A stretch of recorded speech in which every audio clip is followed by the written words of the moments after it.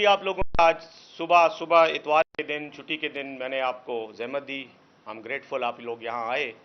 کچھ ضروری گزارشات تھیں جن کے لیے آج کا دن ہمیں کرنا پڑا، اسپیسیفائی کرنا پڑا. سب سے پہلی بات تو یہ ہے کہ 22 اگست کو پاکستان تحریک انصاف نے اسلام آباد میں جلسے کا اعلان کیا ہے. ہماری پارٹی کی اعلیٰ قیادت نے عمران خان صاحب سے مشورے کے بعد 22 اگست کی تاریخ پر فیصلہ کیا ہے کہ ہمارے کارکن یہاں آئیں گے اور اسلام آباد میں ایک عظیم الشان جلسہ کریں گے. اس سلسلے میں جہاں تک پاکستان کی تنظیم کا پارٹی کا تعلق ہے تو سب کو موبلائز کیا گیا ہے اور کارکنان کی ایک بہت بڑی تعداد آئے گی، لیکن خاص طور پر خیبر پختونخوا سے انشاءاللہ بہت بڑی تعداد میں ہمارے قافلے آئیں گے. بہت بڑی تعداد میں لوگ جلوسوں کی شکل میں آئیں گے اور اس جلسے میں خیبر پختونخوا کے کارکنان کا، پارٹی تنظیم کا، عوام کا بہت بڑا ایک رول ہوگا، کردار ہوگا. اس سلسلے میں ایک بات واضح کرنا چاہ رہا ہوں کہ چیئرمین پاکستان تحریک انصاف عمران خان صاحب نے بار بار یہ کہا ہے کہ ہم کوئی بھی خلاف قانون کام نہیں کرنا چاہتے. ہم نہیں چاہتے کہ کسی بھی صورت میں قانون کی خلاف ورزی ہو. اسی لیے ہم جب بھی جلسہ کرنے کا فیصلہ کرتے ہیں تو ہمیشہ اس ضلع کی انتظامیہ سے اجازت لیتے ہیں، اور اگر انتظامیہ کی طرف سے مشکلات ہوتی ہیں تو ہم عدالتوں سے رجوع کرتے ہیں. کہیں بھی ہم نے غیر قانونی طور پر زبردست قانون کو ہاتھ میں لے کر جلسہ کرنے کی کوشش نہیں کی. لیکن اگر جیسا کہ خدشہ ہے کہ اسلام آباد کی ضلعی انتظامیہ ایک بار پھر بہانہ سازی کر کے جھوٹے جواز تراش کر اس جلسے کی اجازت دینے سے انکار کرنے کا خطرہ، امکان اور خطرہ ہے، اس لیے میں ابھی سے بہت ہی عاجزانہ الفاظ میں حکومت اسلام آباد کو یہ کہنا چاہتا ہوں کہ جلسے کی اجازت دینا آپ کا قانونی فریضہ ہے اور ہمارا آئینی حق ہے. ہم آپ سے اپنا حق مانگ رہے ہیں. یہ پاکستان کے آئین کے تحت پاکستان کے شہریوں کا حق ہے، وہ جہاں بھی چاہیں اپنی سیاسی پارٹیوں کے اجتماعات جلسے کر سکتے ہیں. ہم انتظامیہ سے درخواست کرتے ہیں کہ اس بار روڑے نہ اٹکائے جائیں اور ہمیں جلسے کی اجازت دی جائے. جلسہ پرامن ہوگا، یہ گارنٹی ہم ہر صورت میں دینے کو تیار ہیں اور ہر طرح کی گارنٹی دینے کو تیار ہیں. کوئی امن و امان کی صورتحال نہیں ہوگی. لیکن اگر پھر اس طرح کا کوئی بیان آیا کہ دہشت گرد آ رہے ہیں، مسلح لوگ آ رہے ہیں، طالبان نے دھمکی دی ہے، داعش نے دھمکی دی ہے، تو اس طرح کی لغویات اور بے بنیاد باتیں اور الزام تراشی ہمیں جلسہ کرنے سے نہیں روک سکیں گی. باوجود اس کے کہ ہم قانون کا احترام کرنا چاہتے ہیں اور ہر صورت کوشش کریں گے کہ قانون کی پامالی ہماری طرف سے نہ ہو، لیکن میں یہ بھی التجا کروں گا کہ ایسی صورتحال نہ پیدا کی جائے جس سے مزید تلخیاں بڑھیں. پاکستان اس وقت ایک بہت مشکل دوراہے پر کھڑا ہے، مشکل سیاسی حالات ہیں. اس لیے میری یہ درخواست ہے کہ اس میں مزید رکاوٹیں پیدا کر کے سیاسی مسائل کو میں مزید تلخی سے اجتناب کیا جائے. دوسرا ایشو جس پر میں بات کرنا چاہوں گا اور جو میڈیا میں آج کل کافی ہاٹ ٹاپک ہے، وہ خیبر پختونخوا میں کابینہ میں وزیر شکیل خان کی برطرفی کے نوٹیفیکیشن کے بعد پیدا ہونے والی صورتحال ہے. اس پہ چند باتیں کروں گا. اس پر پہلے بھی میں پریس کانفرنس کر چکا ہوں پشاور میں، اور میڈیا میں ہمارے مختلف لوگوں کے بیانات بھی آئے ہیں، وضاحتیں بھی ہم نے دی ہیں. لیکن اس کے باوجود چونکہ یہ مسئلہ ہر روز ڈسکس ہوتا ہے، اس لیے میں سمجھتا ہوں کہ آپ کے ساتھ چند حقائق شیئر کروں. پہلی بات تو یہ ہے کہ یہ جو تھا اس کی بنیاد ایسے ہوئی کہ کچھ لوگ جو عمران خان صاحب سے جیل میں ملے، انہوں نے جیل میں مل کر عمران خان صاحب سے شکایت کی، بات کی کہ خیبر پختونخوا کے بعض محکموں میں کرپشن ہو رہی ہے. عمران خان صاحب نے اسی بات کو آگے بڑھاتے ہوئے کچھ لوگوں کو طلب کیا. جن کو طلب کیا اور جن کی طرف سے یہ بات آئی تھی ان میں ایک تو شکیل خان صاحب تھے، کیونکہ ان کے محکمے کے حوالے سے اخبارات میں، میڈیا میں، سوشل میڈیا پہ باتیں چل رہی تھیں تو ان کو بلایا گیا. ساتھ ہی عاطف خان صاحب تھے، اسد کیسر صاحب میرے خیال میں وہ بھی تھے، اور شاید ایک دو اور لوگ تھے جن کے مجھے اس وقت نام ایگزیکٹلی یاد نہیں ہے. انہوں نے ملاقات کی، آج سے کوئی تین ہفتے پہلے کی بات ہے. جب خان صاحب نے پوچھا اور بات ہوئی تو انہوں نے ان کو حکم دیا کہ آپ جائیں اور اس سلسلے میں خیبر پختونخوا میں آپ پریس کانفرنس کر کے میری طرف سے یہ پیغام دیں تمام وزراء کو بھی اور تمام افسران کو بھی، اہلکاروں کو بھی، کہ میں کسی صورت میں بھی کرپشن کو برداشت نہیں کروں گا. زیرو ٹالرنس پالیسی ہوگی. کرپشن میں ملوث ہونے کا ثبوت جس کے خلاف بھی آیا، چاہے وہ کتنا ہی اہم ذمہ دار پارٹی کا یا حکومت کا ہو، اس کے خلاف کارروائی کریں گے. اس کانٹیکسٹ میں آپ کو پتا ہے کہ شکیل خان صاحب نے ایک پریس کانفرنس بھی کی. اس پریس کانفرنس میں پشاور میں بھی ان کے ساتھ بیٹھا تھا. وہاں پر بات چیت ہوئی اور انہوں نے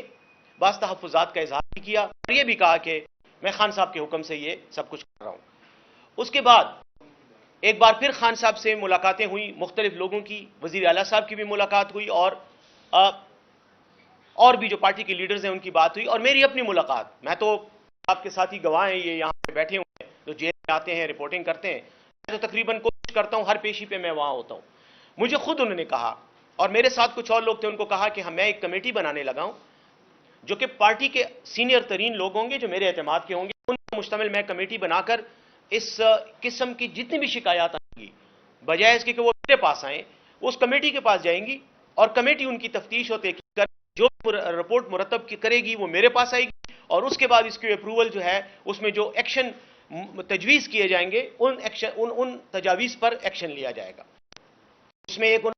شاہ فرمان صاحب کا نام لیا، ایک انہوں نے قاضی محمد انور صاحب جو بہت سینئر وکیل ہیں سپریم کورٹ کے بھی رہ چکے ہیں ان کا نام، اور ایک ہمارے آپ کو پتا ہے کہ بریگیڈیئر مصدق عباسی صاحب ہیں جو ہمارے احتساب کے لیے اور کرپشن انسداد کرپشن کے لیے خیبر پختونخوا کے وزیر اعلیٰ کے معاون خصوصی ہیں، کہ یہ لوگ پروب کریں گے، یہ لوگ بات کریں گے اور جو تحفظات اور شکایات ہیں ان کو ہوگا. کمیٹی فیصلہ کرے گی اور پھر مشیر احتساب جو ہیں وہ اس پہ کارروائی کریں گے. تو شکیل خان کو بھی کہا گیا کہ چونکہ آپ کے محکمے کے حوالے سے آپ نے خود کہا ہے، پریس کانفرنس بھی کی اور آپ نے مجھ سے بھی کہا ہے، تو آپ بھی اس کے سامنے پیش ہوں گے، آپ کے محکمے کا بھی ہوگا اور باقیوں کا بھی ہوگا. تو اس سلسلے میں تقریباً 2 ہفتے کی کارروائی بھی ہوئی، مختلف لوگوں کے بیانات لیے گئے، زبانی بھی لیے گئے اور تحریری بھی لیے گئے، اور جو کچھ بھی ایویڈنس تھا اس کی بنیاد پر کمیٹی نے تجاویز مرتب کر کے وزیر اعلیٰ کو پیش کر دیں. جب پیش کر دیں تو کمیٹی میں شکیل خان صاحب کو مورد الزام ٹھہرایا گیا. مطلب کہ ہاں ان کے خلاف جو شکایات تھیں کمیٹی کے مطابق وہ ملوث پائے گئے ہیں، اور یہ کمیٹی کی رپورٹ نہ میں نے بنائی ہے، نہ وزیر اعلیٰ نے بنائی ہے، نہ پارٹی کے کسی اور شخص نے بنائی ہے، بلکہ یہ اس کمیٹی نے بنائی ہے جو عمران خان صاحب کی بنائی ہوئی کمیٹی ہے اور جس پر ان کا اعتماد تھا. اس کے بعد وزیر اعلیٰ نے شکیل خان صاحب کی برطرفی کا نوٹیفیکیشن، بطور وزیر برطرفی کا نوٹیفیکیشن جاری کرنے کے لیے سمری جو ہے وہ گورنر کو بھیجی. سمری پر گورنر کے سائن ہونے سے پہلے برطرفی ہو گئی، وہ انہوں نے استعفیٰ دے دیا وزیر نے خود ہی، تو بات ختم ہو گئی اور بات یہاں ختم ہو جانی چاہیے تھی. اس سلسلے میں جو اور لوگ ملوث ہیں ان کے خلاف بھی کارروائی، اگر سرکاری ملازمین ہیں، سیکٹری ہیں، کوئی اور سرکاری افسر ہے، ان کے خلاف جو کارروائی ہے وہ بھی اسی میں لکھی گئی ہے اور اس پر کارروائی ہوگی. لیکن اس مسئلے نے کنٹروورسی پیدا کر دی اور ہمارے بعض رہنماؤں کی طرف سے میڈیا میں بیانات، یعنی سوشل میڈیا پہ خاص طور پر بیانات آنے لگے جن سے یہ تاثر دیا گیا کہ شاید یہ واقعہ وزیر اعلیٰ کے کسی کے ساتھ ذاتی تنازع، اختلاف یا عناد کی وجہ سے پیش آیا ہے اور شاید شکیل خان کی برطرفی جو ہے یہ وزیر اعلیٰ کا ذاتی فیصلہ ہے. حالانکہ جو یہ لوگ بات کر رہے تھے ان کو پتہ تھا، اور پتہ نہ ہونے کی کوئی وجہ نہیں ہے کیونکہ یہ باتیں میڈیا میں بھی آ چکی تھیں اور سب کو پتہ تھا کہ ایک انکوائری ہو رہی ہے، کہ یہ انکوائری وہ کمیٹی کر رہی ہے، یہ وزیر اعلیٰ ذاتی حیثیت میں نہیں کر رہا، نہ وزیر اعلیٰ اس کمیٹی کا ممبر ہے. بہرحال جب یہ ساری کچھ ہوا اور یہ اعتراضات ہوئے تو اس میں آپ کو پتہ ہے عاطف خان صاحب جو ہمارے ممبر ہیں قومی اسمبلی کے، ان کی طرف سے ایک ٹویٹ آئی. اسی طرح جنید اکبر صاحب ہمارے ممبر ہیں قومی اسمبلی کے، ان کی طرف سے بھی ٹویٹ آئی، جس کے بعد کارکنان کی طرف سے اور ہمارے پارٹی کے جو سوشل میڈیا کے لڑکے ہیں جو عموماً سوشل میڈیا پہ بہت متحرک ہوتے ہیں، ان کی طرف سے بھی ٹویٹس وغیرہ اور سوشل میڈیا پر ایک ایسا تاثر دیا گیا یا آیا کہ جیسے پارٹی کے اندر کوئی اختلاف ہے اور شاید شکیل خان کسی ایک گروپ سے تعلق رکھتا ہے جس کو عاطف خان اور جنید اکبر صاحب جو ہیں وہ پروٹیکٹ کر رہے ہیں، اور دوسری طرف سے شاید وزیر اعلیٰ ہیں اور وہ انہوں نے قصدن کوئی آپس کی چپ کلش کے نتیجے میں یہ سب کچھ ہوا. تو الزام تراشی ہوئی. اس الزام تراشی پر کل میری عمران خان صاحب سے میٹنگ ہوئی, میں کل جیل میں ان سے ملا, کافی دیر ان کے ساتھ رہا. وہاں پر اس میٹنگ میں خان صاحب نے مجھے اسپیسیفکلی کہا کہ مجھے بہت افسوس ہو رہا ہے کہ ہمارے اپنے ہی لوگ اپنی ہی پارٹی کے فیصلے کے خلاف میڈیا میں جا رہے ہیں. انہوں نے یہ کہا کہ اگر کسی شخص کو پارٹی کے کسی فیصلے پر اعتراض ہے, تحفظات ہیں, تو یہ کمیٹی میری ہی بنائی ہوئی کمیٹی ہے, یہ میرے ہی نامزد کردہ سینئر ترین رہنما ہیں جو میری رائے میں پاک اور صاف ہیں, اور ان پر مجھے اعتماد ہے. ان کو میں نے یہ کام کا کہا, انہوں نے یہ کام کیا. اب جو لوگ یہ تاثر دے رہے, اعتراض دیکھیں, ہر پارٹی میں حق ہے کارکن کا وہ اعتراض کریں, لیکن ایک اعتراض ہے اور ایک باقاعدہ الزام تراشی ہے کہ جی یہ جو کچھ بھی ہوا یہ بدنیتی پر ہوا یا کسی کو وزارت سے ہٹانے کے لیے ہوا, ذاتی دشمنی کی بنیاد پہ. تو یہ تاثر جو ہے یہ غلط ہے اور یہ نہیں ہونا چاہیے. تو مجھے انہوں نے اسپیسیفکلی کہا کہ تم بطور مشیر اطلاعات, اور ایک بات اور بھی میں آپ کے انفارمیشن کے لیے بتانا چاہ رہا ہوں کہ میں خیبر پختونخوا کی حکومت کا مشیر اطلاعات بھی ہوں, لیکن میرے پاس پارٹی عہدہ بطور سیکٹری اطلاعات بھی ہے. تو یہ میری ہی ذمہ داری بنتی ہے کہ میں میڈیا کو فیس کروں اور میں میڈیا کے سامنے پارٹی کا موقف رکھوں. تو خان صاحب کی ہدایت کے مطابق آج میں آپ کے ساتھ بھی یہ بات شیئر کر رہا ہوں کہ خان صاحب نے اس بات پر ناراضگی کا اظہار کیا اور مجھے کہا کہ آپ یہ بات کلیئر کریں کہ اس کمیٹی کے فیصلے پر اعتراض کرنا یہ بالکل غلط بات ہے. اور انہوں نے خود مجھے یہ کہا کہ میں عاطف خان صاحب کو بلاؤں, ان کو کہوں کہ وہ آئیں گے اور میرے ساتھ ملیں گے, اور جو ہمارے ایک ساتھی جو جیل میں ان کی ملاقاتوں کا وہ ارینج کرتے ہیں ان کو کہا کہ آپ عاطف خان کو بھی بلائیں. انہوں نے اسد کیسر صاحب کا بھی نام لیا کہ ان کو بھی بلائیں, اور بریگیڈیئر عباسی صاحب کا بھی کہا کہ میں ان سے بھی ملوں گا. اور کمیٹی کے جو دیگر افراد ہیں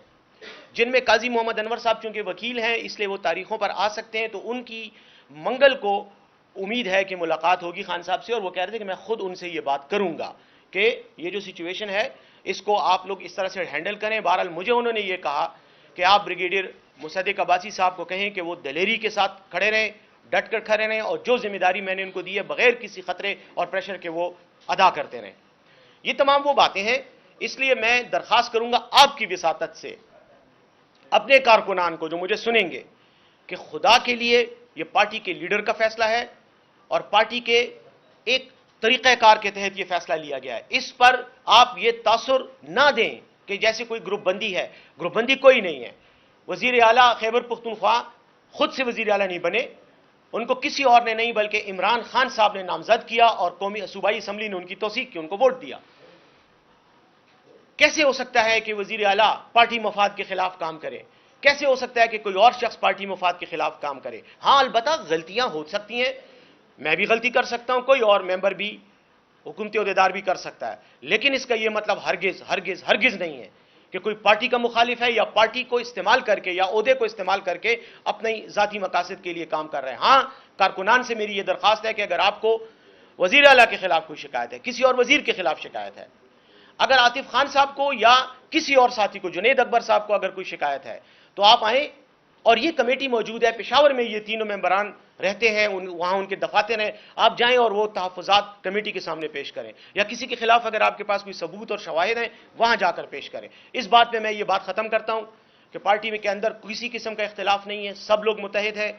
اس طرح کی سچویشن آتی رہتی ہے اور پارٹی کے اندر یہ صلاحیت موجود ہے کہ وہ اپنے مسائل کو خود حل کرے. یہ ہمارے گھر کا مسئلہ ہے, یہ ہماری پارٹی کا مسئلہ ہے.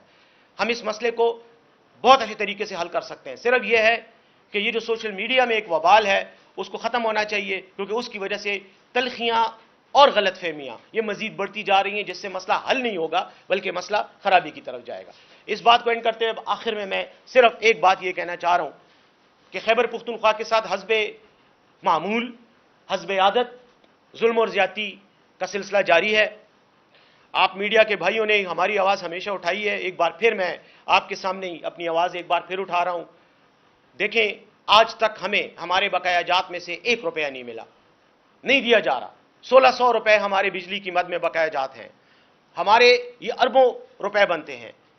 ہمیں پانی کی مد میں ہمارے اربوں کے بقایا جات مرکز کی طرف ہیں. اس کے علاوہ باقی تو چھوڑیں, ظلم کی یہ انتہا دیکھیں کہ آج پاکستان کا سینٹ مکمل طور پر فنکشنل کام کر رہا ہے. سینٹ میں اگر نمائندگی نہیں ہے کسی صوبے کی تو وہ خیبر پختونخوا کا بدقسمت صوبہ ہے. ہمارے صوبے میں آج تک نہ سینٹ کا جو کورم ہے صوبے کا کورم وہ پورا نہیں ہوا کیونکہ وہاں الیکشن ہی نہیں ہوئے. کیوں نہیں ہوئے؟ اس لیے کہ چیف الیکشن کمشنر صاحب کو تکلیف ہے کہ وہ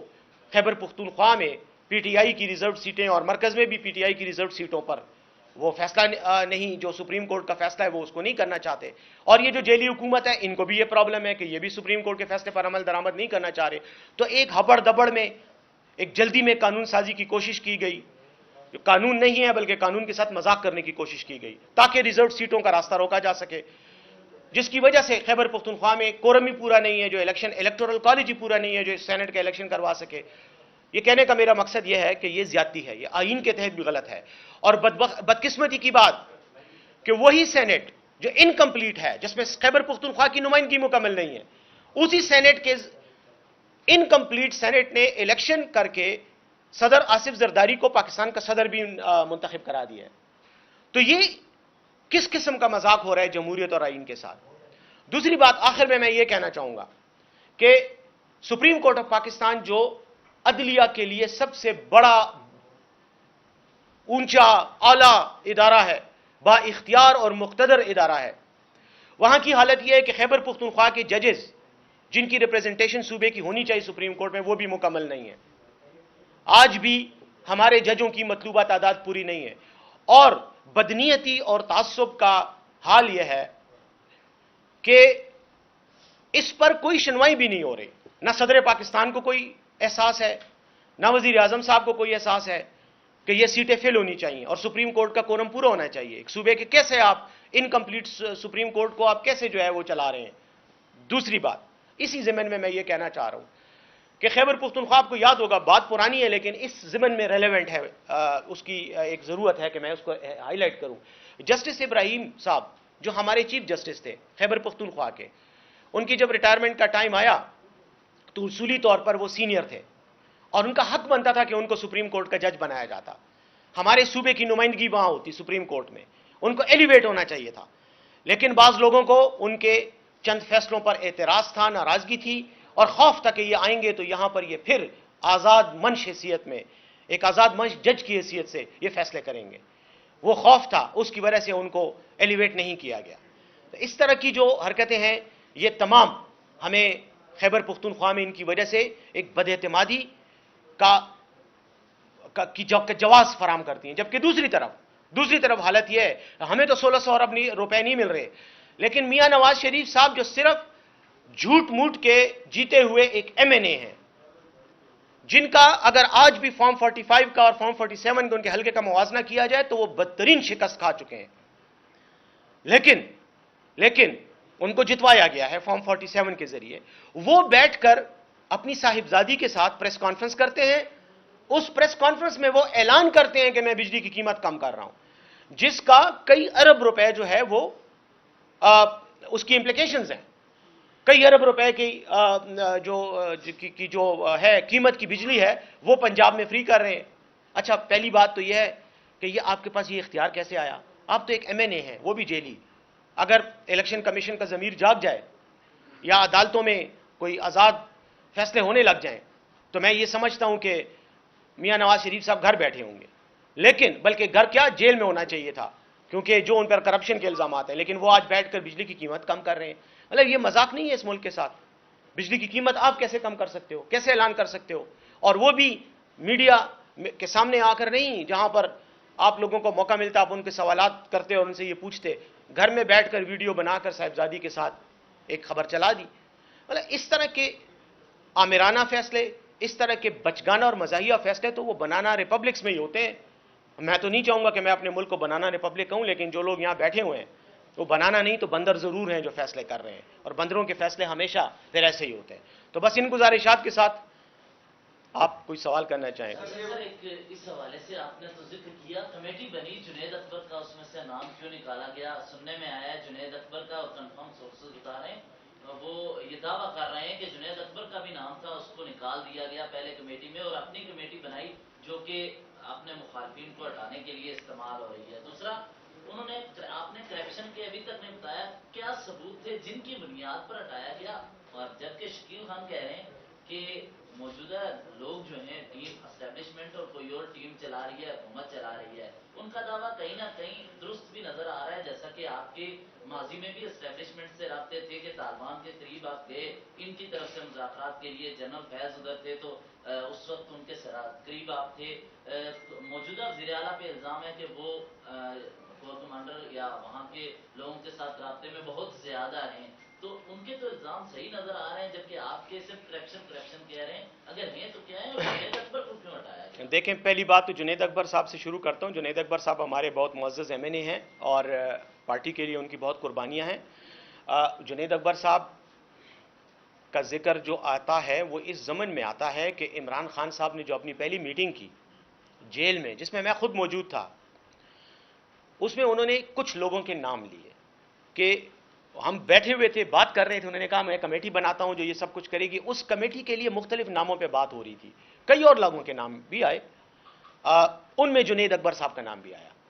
یہ اس بات کی میں تصدیق کرتا ہوں، بلکہ تسلیم کرتا ہوں کہ انہوں نے ذکر کیا۔ اس کے بعد لیکن یہ جیل میں وہی جو کورٹ روم میں ہم بات کرتے ہیں مومن خان صاحب سے، وہاں پر یہ ڈسکشن ہوئی، اس میں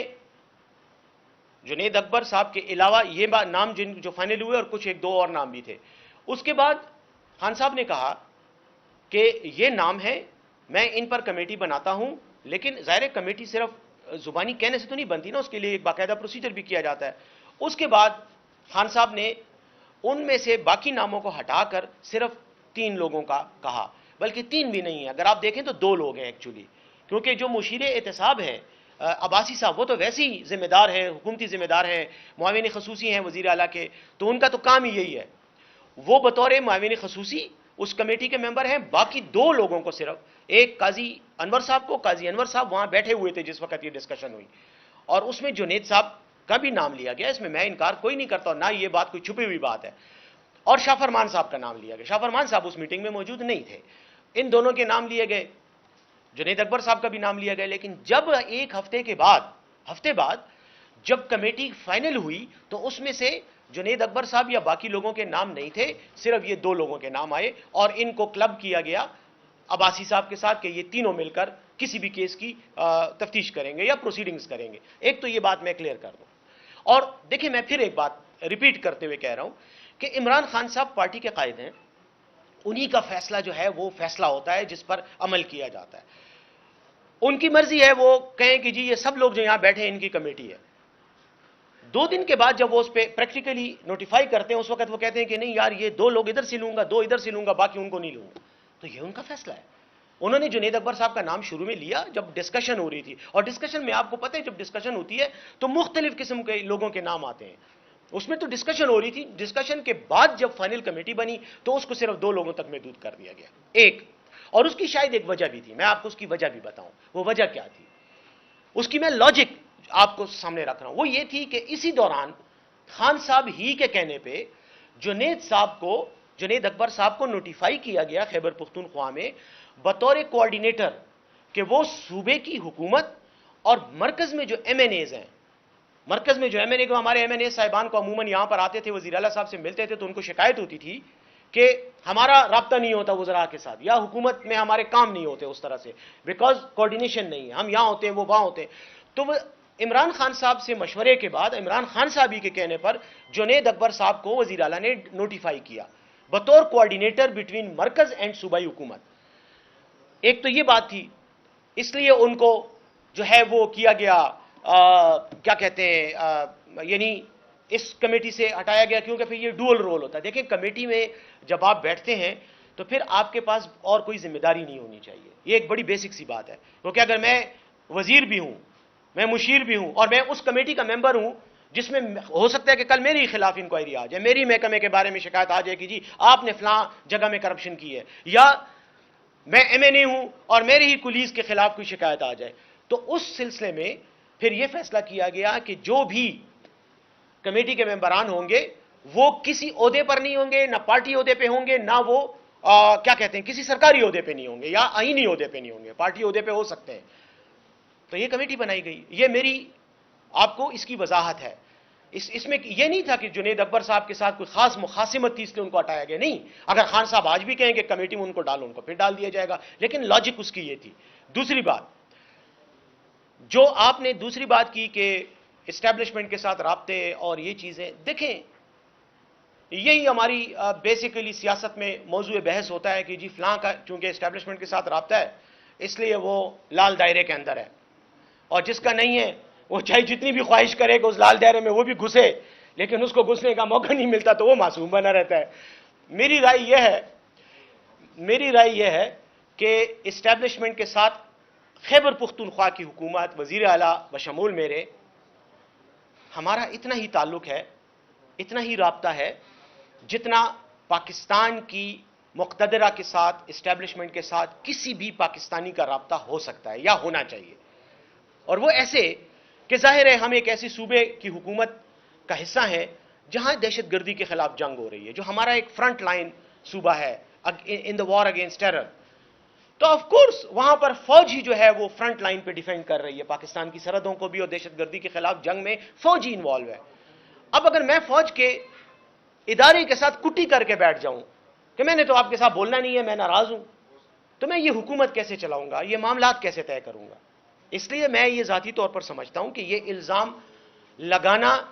बिल्कुल एक सियासी इल्जाम है, इससे ज्यादा इसकी कोई हकीकत है। क्योंकि जो लोग हम पर पहले इल्जाम लगाते थे, आपके सवाल के जवाब में बहस कर रहा हूं, जो पहले लगाते रहे और कई साल लगाते रहे हैं,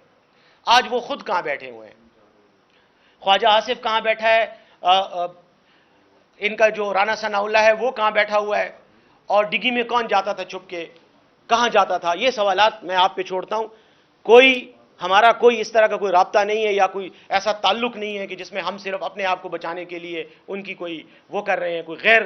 कानूनी तौर पर उनके साथ राब्ता रखे हुए हैं। खुलम खुला राब्ता है, इसमें कोई शक नहीं है, और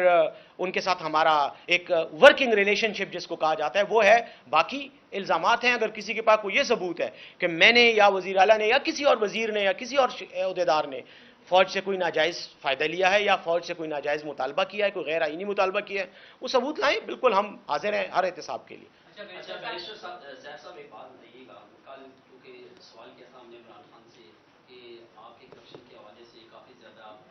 पावर शोर है खैबर पख्तूनख्वा में, तो उन्होंने ये कहा था कि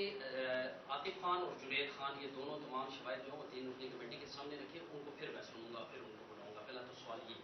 दूसरा ये बताइएगा कि आप मुसद्दिक अब्बासी साहब का बता रहे हैं कि वो इस कमेटी को लीड कर रहे हैं, उनके अपने पास एक हुकूमती ओहदा भी है। असद कैसर साहब का ये कहना है कि जब उनके पास अपना एक हुकूमती ओहदा है तो जो आतिफ खान और उसके साथ जुनैद खान और उनके साथ शकील खान, इनकी जो खैबर पख्तूनख्वा के वज़ीर आला के साथ लड़ाई है, इस फैसले के ऊपर ये असरअंदाज हो सकते हैं। तो आपको लगता नहीं अगर ये इंक्वायरी कर रहे हैं तो सबसे पहले इन्हें मुआविन खुसूसी के ओहदे से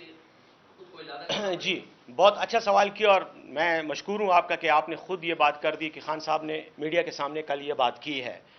मैं एक बात करना चाह रहा हूं कि देखें, जहां तक खान साहब के इस बात का ताल्लुक है, जहां तक आतिफ खान का ताल्लुक है, जहां तक असद कैसर साहब की बात का ताल्लुक है, खान साहब ने कल खुद जैसे मैंने कहा जो उनकी मीटिंग्स अरेंज करता है वो हमारे वकील साहब हैं, आप जानते हैं उनको कहा कि इन दोनों को इतला करो कि वो आएँ और मुझसे मुलाकात करें, मैं इनसे मिलूंगा इसी सिलसिले में। क्योंकि खान साहब को ये गिला है या उनको बताया गया है या उनके जहन में ये बात है कि इस वक्त जो इस फैसले के हवाले से नेगेटिव कैंपेन जारी है वो ये लोग कर रहे हैं। हो सकता है कि जुनैद साहब को भी बुलाएं, क्योंकि अभी बुलाया नहीं है, लेकिन हो सकता है उनको भी बुलाएं क्योंकि उन्होंने भी कोई ट्वीट वगैरह की और इस फैसले पर तनकीद की है। पहली बात तो ये है। दूसरी बात यह है कि जहां तक आपके इस सवाल का ताल्लुक है कि अब्बासी साहब का, मैंने कहा कि जो कमेटी के मेंबरान बनाए गए हैं वो दो हैं। एक शाफरमान साहब हैं जिनके जो साबिक गवर्नर हैं, आप जानते हैं उनको, और पार्टी के फाउंडिंग मेंबर्स में से हैं, लेकिन उनके पास इस वक्त कोई ओहदा नहीं है सरकारी। दूसरी तरफ काजी मोहम्मद अनवर साहब हैं, आप जानते हैं उनको, सीजन सियासतदान भी हैं और सीजन लॉयर भी हैं, एडवोकेट हैं, सुप्रीम कोर्ट के सीनियर एडवोकेट हैं, उनको बनाया गया है। वो भी पार्टी के सीनियर ओहदेदार वो हैं, लीडर हैं, रहनुमा हैं, बानी अरकान में से मैं समझता हूं वो हैं, लेकिन ओहदेदार हुकूमत के नहीं है। ब्रिगेडियर अब्बासी साहब इज जस्ट वन मेंबर। हमने कहीं ये नहीं कहा कि वो कमेटी के सरबराह हैं, कमेटी में सरबराह नहीं है। अलबत्ता अगर किसी सीनियर मेंबर को बतौर सरबराह आप खुद कहना चाहें कि जी ये हमारे बड़े हैं, तो वो काजी अनवर साहब हैं और कोई नहीं है उसमें। ये तीनों मेंबरान जो हैं इनका काम यह है कि ये ہر معاملے کی تفتیش کریں گے. اب عباسی صاحب کی ضرورت کیوں پیش آئی کمیٹی میں؟ وہ اس لیے پیش آئی کہ وہ ہیں معاون خصوصی برائے احتساب اور کرپشن، یہ شعبہ ہی ان کا ہے، اور اس حوالے سے کمیٹی کے ممبران جو کہ سرکاری عہدیدار نہیں ہیں، ان کے پاس قانونی اختیار نہیں ہے کہ اگر ان کو یہ کہا جائے کہ جی محمد علی سیف جو ہے یہ کرپشن میں ملوث ہے اور اس کے خلاف کارروائی ہونی چاہیے، تو وہ یہ تو بات کر سکتے ہیں کہ بھئی ہاں ملوث ہیں، لیکن میرے خلاف کارروائی کیا ہو،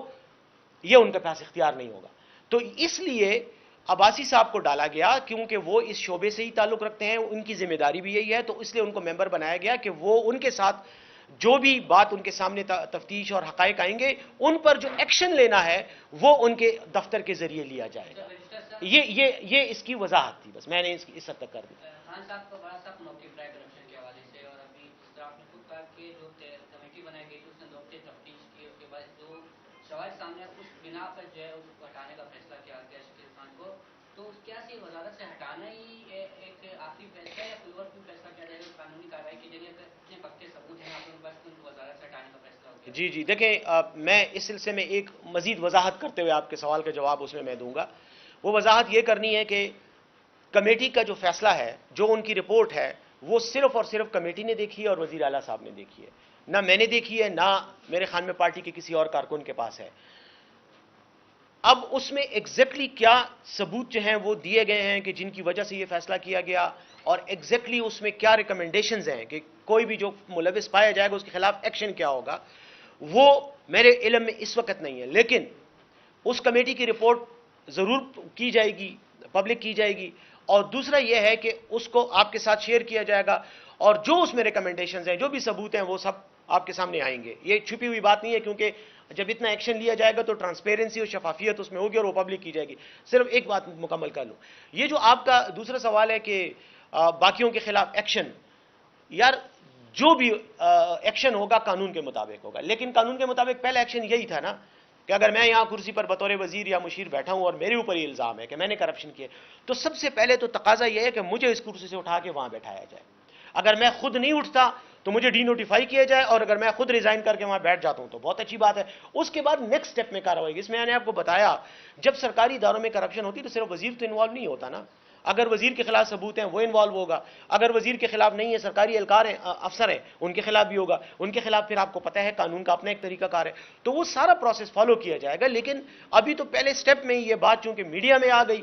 اور ہم نہ کرتے میڈیا میں یہ میڈیا میں بات بیسیکلی شکیل خان صاحب نے جب ریزائن دیا تو وہ میڈیا میں انہوں نے دے دیا، سوشل میڈیا پہ آ گیا، رات کو 3 بجے مجھے مختلف ٹی وی چینل سے ٹیلی فون آئے کہ جی یہ کیا ہو گیا، اس کی وجہ سے یہ چیز پبلک ہو گئی. یار ایک ریکویسٹ کرتا ہوں، وہ صاحب یار بڑی شرافت سے ہاتھ اٹھا کے، ان کا حق بنتا ہے کافی دیر سے.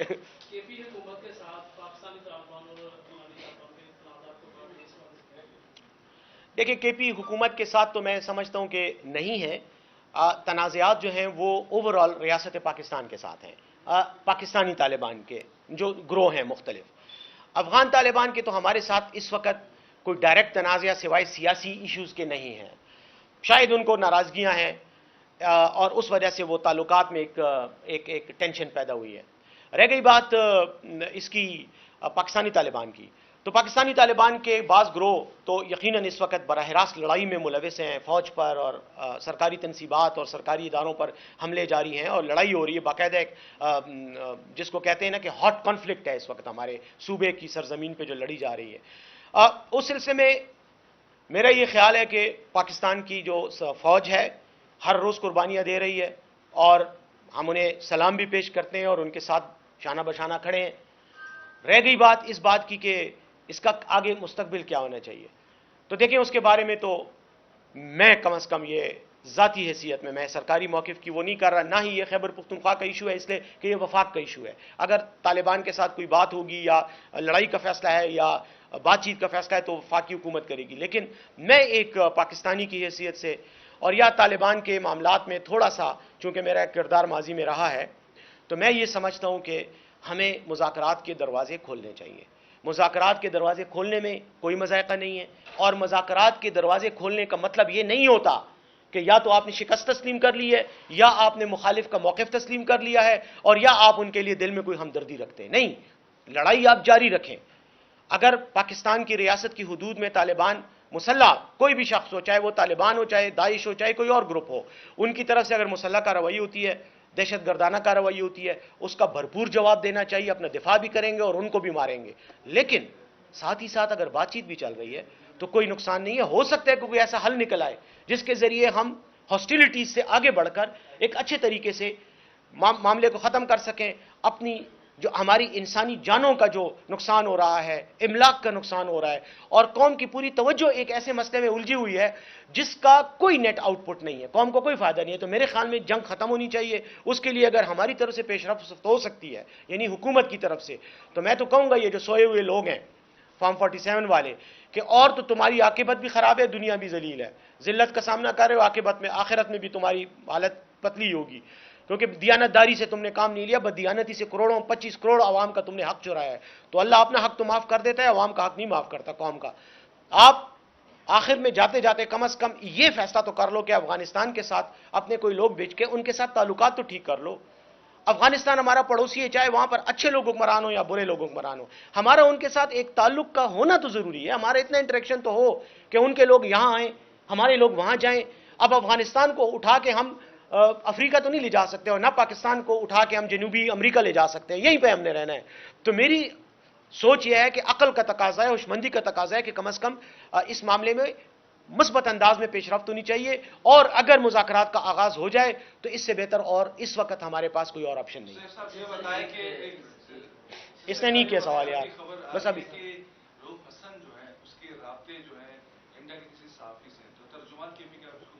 इंडियन साफी से मैं देखें, मुझे खैर इंडियन साफी का तो मुझे नहीं पता, लेकिन रऊफ हसन साहब हमारे सेक्रेटरी इतलात हैं, मरकजी सेक्रेटरी इतलात हैं, पार्टी के सीनियर रहनुमाओं में से हैं और इतलात के सेक्रेटरी हैं। तो इंडियन हो, अमरीकी हो, रूसी हो, जर्मन हो, सहाफ़ी है ना, कोई रॉक एजेंट तो नहीं है। उसके साथ राब्ते करने में क्या वो है? अगर मैं खुद आपको बताता हूं, तस्लीम करता हूं ये तमाम कैमरों के आगे पूरी कौम के सामने, मुझे खुद इंडिया से टेलीफोन आते हैं 091 के नंबर से कि जी हम वो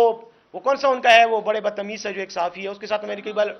वो जो है, हाँ वो जो बहुत तेज बोलता है, कई बार उसने मुझे प्रोग्राम में लिया, मैं उसके प्रोग्राम में आया। वो एक उनका वो जर्नैल है, वो रिटायर्ड, वो बड़ी बड़ी लंबी मूंछों वाला जो है बेवकूफ सा है, वो पता नहीं क्या नाम है उसका, उसके साथ तो मेरे कई बार टाकरे भी हो चुके हैं, बदतमीजी कर रहा था, फिर मैंने भी उसको रगड़ा। तो कहने का मकसद ये कि हमारे तो सबके राब्ते हैं इंडियन साफियों के साथ, कौन सी बड़ी बात है? हमें फोन करते हैं, हमसे मौक़िफ़ लेते हैं कि जी ये हुआ, आपका क्या मौक़िफ़ है। बाज़ औक़ात टीवी चैनल्स पे बुलाते हैं, हम टीवी चैनल्स पे जाएं या ना जाएं और बात है। मैंने तो अब जाना छोड़ दिया क्योंकि बदतमीजी करते थे और बात को काटते हैं, आपको मौक़िफ़ सही तरीके से पेश नहीं करने देते, लेकिन जाता रहो, रिकॉर्डेड है। तो इसलिए रऊफ हसन साहब पर यह इल्ज़ाम लगाना मेरे ख्याल में एक बहुत भोंडा इल्ज़ाम है। और दूसरी बात यह, अगर इल्ज़ाम किसी पे लगाना है तो मियाँ नवाज शरीफ साहब पे लगाएं, जिन्होंने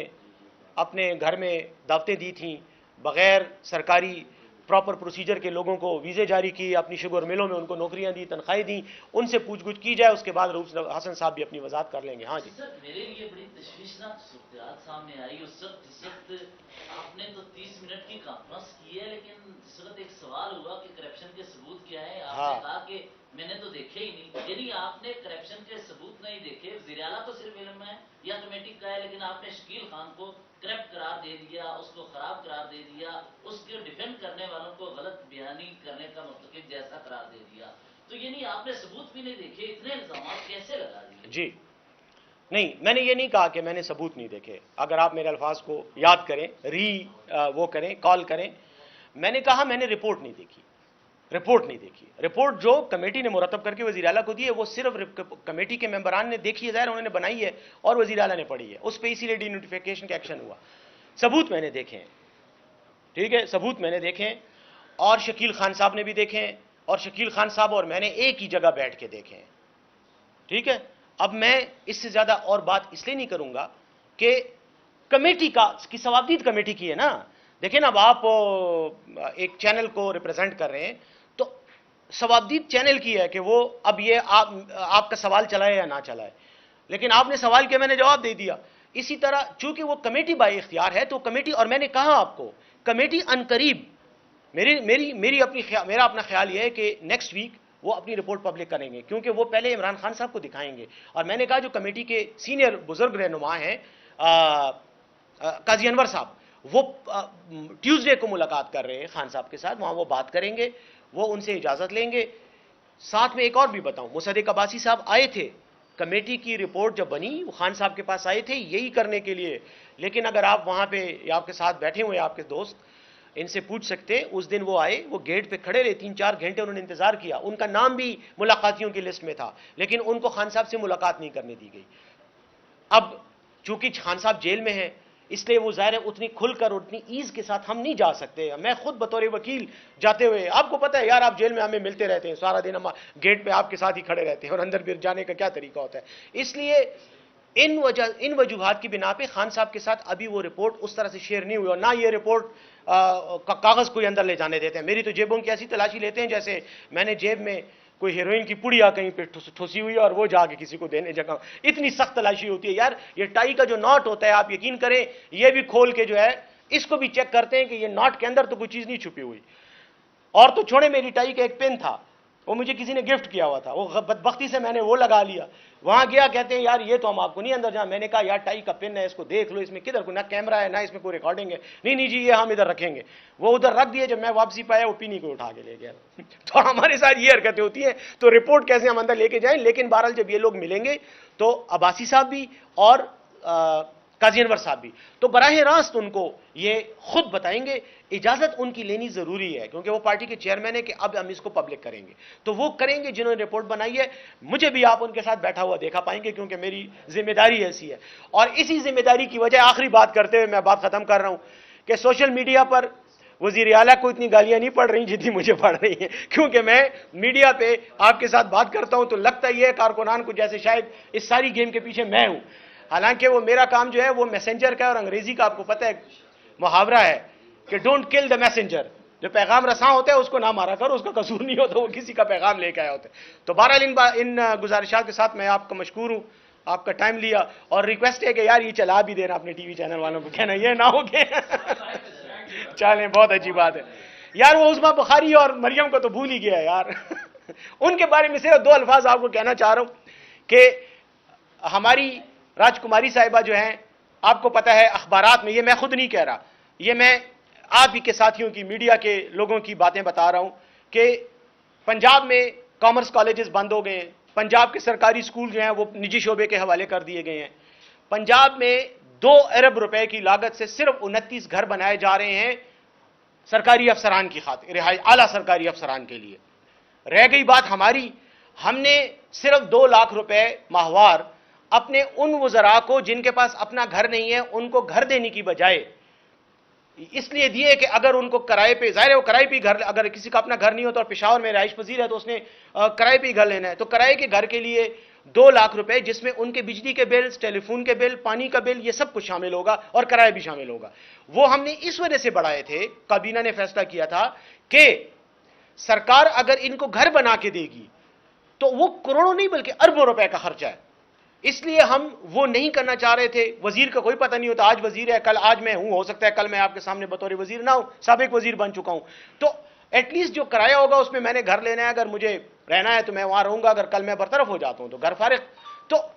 ये इस वजह से हमने किया। इनका हाल ये है कि करोड़ों रुपए जो हैं वो एक एक फंक्शन पे लगाए जा रहे हैं, और राजकुमारी साहिबा जो हैं वो टिकटॉक कर रही हैं, और कोई खातून एक जो है वो, मैंने उस दिन कोई ई बाइक्स के बारे में बात की कि वहां पे स्टूडेंट्स को ई बाइक्स दिए जा रहे हैं, उसको उसमें भी गड़बड़ हो रही है, क्योंकि कमिश्नरों का खाता मीडिया से हमें पता चला। तो मेरे बारे में भी एक खातून जो है बड़ी गुस्से में, जो हर वक्त गुस्से में होती हैं, हालत गजब में होती हैं वो, तो उनको जो है वो तकलीफ थी, बहुत गुस्से में बोली। बहरहाल ये मेरी उनके बारे में है कि काम करें, टिकटॉक बनते रहेंगे, टिकटॉक बहुत से लोग बना रहे हैं, काम करें ताकि अवाम की जो मुगल्लिजात हैं उनसे बच सकें। बहुत शुक्रिया जी, थैंक यू।